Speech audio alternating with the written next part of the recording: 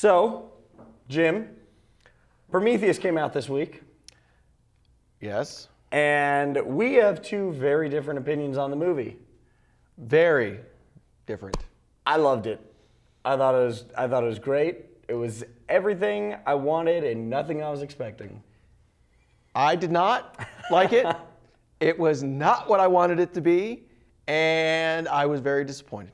Now, before you continue watching this whole discussion is going to be spoilers. All of it. We're going to talk about points in the movie that were confusing, that answered things, that whatever. It's going to be everything that happened in the movie. So if you haven't seen this yet, just go away right now. And if you get mad at us, that's your own fault. We just told you. Yes. So stop watching. Don't fast forward through it. There's nothing that won't be a spoiler. Stop. Okay. Okay, here we go. I loved it, man. I thought it was great. I'm telling you, from like a sci-fi horror perspective, that movie hit all the points for me, man. I want to see the movie that Dan Spates wrote before Damon Lindelof screwed it up. Because the holes that were in this movie and some of the cheesy scenes. Okay, give me some holes. Oh my God. Give me some holes. I want to know what holes you have. Okay, what's the movie about? The movie is about them finding out who created us, humans, finding out who created us, where we came from, and Did they answer that question? they did not, but I'm glad they didn't. I'm very glad, because I didn't want an answer. But not only did they not answer it, the movie changed course as it went along. Because now it no longer became, well, who do they create and all this stuff, which is the whole basis for all this. Now it's like, oh my God, we got to stop them from destroying us. And it's like, wait a minute, you just turned the course of the movie. You changed it, which is okay. They showed up to the planet. You made the whole point. They showed up to the planet, and they were there to discover, where we came from. Mm-hmm. And then halfway along the line, they realized that they're not around anymore. What happened to them? Something bad happened. We need to go now. I mean, you see the room with the vases, and they're all oozing, and then that turns the worms into the early version of what looks like the face huggers. And it's kind of like, to me, it seems like the thing we talked about is I feel that they weren't coming back to Earth to destroy us. I agree with that. They were coming back to weaponize Earth. I think Earth was created for these beings to come back, weaponize, and then they could take over the rest of the universe. And that made me feel a lot better the day after I saw it, because I'll be honest, I went in thinking Alien prequel, even though Ridley Scott said, no, it's not, no, it's not, no, it's not. So when I saw it, I'm like, this is not an Alien prequel. This has nothing to do with Alien per se.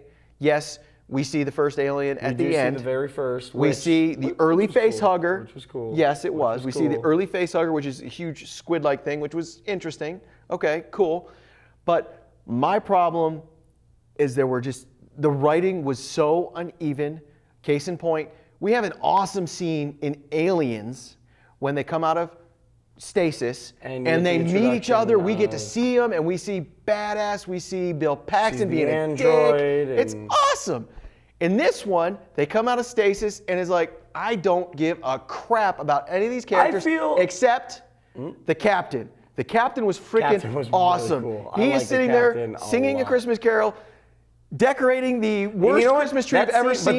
But that scene had a very like 80s feel to it, didn't it? Like the way it was filmed. And maybe it's just because I saw a lot of Alien in that, specifically putting the Christmas tree together. Like I saw a lot of that. I can see that, but they didn't develop character enough for me to care.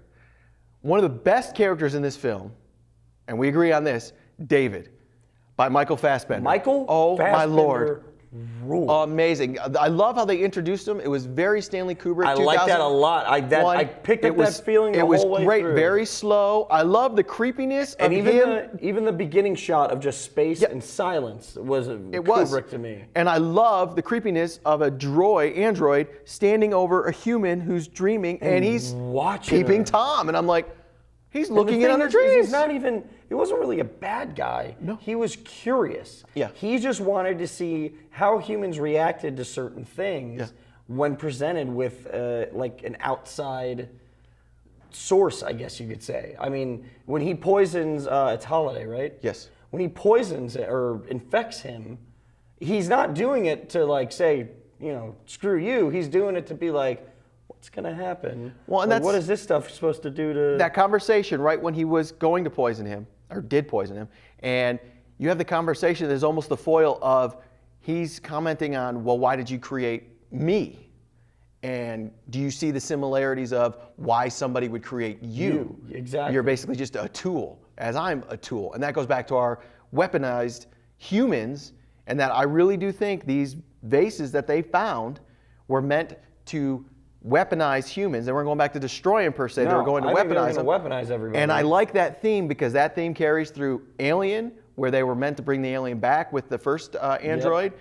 The second one, where Paul Reisner's character was, let's bring the alien back, we're going to weaponize him. The third one, where on the prison planet, let's keep Ripley alive so we can get the alien. And the fourth one, where they clone Ripley to make sure that they can get the alien. Exactly. So I like how, when you think of it that way, I liked it. I liked that a lot. But I don't know, I enjoyed everything about it. I mean, I think you had, what was the main character's name? The girl. I'm spacing on her name. Naomi Rapace? Yeah. Yeah, I don't remember her character. I'm telling you, I can't remember. Yeah. But I think they did a very good job of showing her relationship with her lover, boyfriend, friend. I mean, they never said they were engaged or not or anything, but... Well, he had a ring, and she really liked the ring, so I wasn't sure if that was it or not. And I guess that goes back to character development, because you have these two in the beginning when they are on Earth and they find all these things and they're super excited. But when they enter the ship, which is inside the mountain, and you're like, okay, this should be exciting. But he's like uber disappointed, and I couldn't figure out why, because she comes to him with, we're the same DNA. Wouldn't that fucking blow your mind? See, I do agree with you on his character, that when he starts getting down, I'm thinking, what are you down about? Yeah. Just because they're not here, the point is you found it. Like, you should be stoked right now. I do have to say, though, off the line of characters, the scene where she gives herself a C-section was badass. And I guess that was so cool. That goes to part of my problem is we have so much exposition in the first half of this movie where I'm bored. I am bored. Really? But then you pick up where we have David able to manipulate basically the security camera, and we see the footage of the engineers running, and then they go into the room that we've all seen in the commercials now with the big human head, and you see the alien on the wall in the back. The xenomorph right there. Cool. I'm like, very that's cool. what this is. That's what this room is. That's when it starts picking up, and I'm like, okay, cool, but why did you have to show me all of this stuff as slow as you did? See, I kind of liked it because really? I went into with this, like, I was really anxious to find out, so I was almost nervous. Because I felt like the whole movie, when they went in there, I felt like every corner was going to be something bad. And when they round the corner from seeing the security footage and the engineer fall, and they see the body, I'm like, oh my God, the body's there. I did not think the body would be there. I got to say, one of the coolest reveals, because we've obviously seen it from the very first Alien, is you see the space jockey. And you're like, okay, they're going to show us something with a trunk, because it looks like you got a trunk there. So when the mask peels off, you're like, oh, that's awesome. It's a humanoid. I love it. And then they explain the DNA and all that. Another problem I had, the score, the soundtrack. Really? It was so uneven. They went from sci-fi, typical space stuff, to some weird, this is a fantasy film. And I'm like, no, you don't do that. You're taking me out of the movie by having not a great score.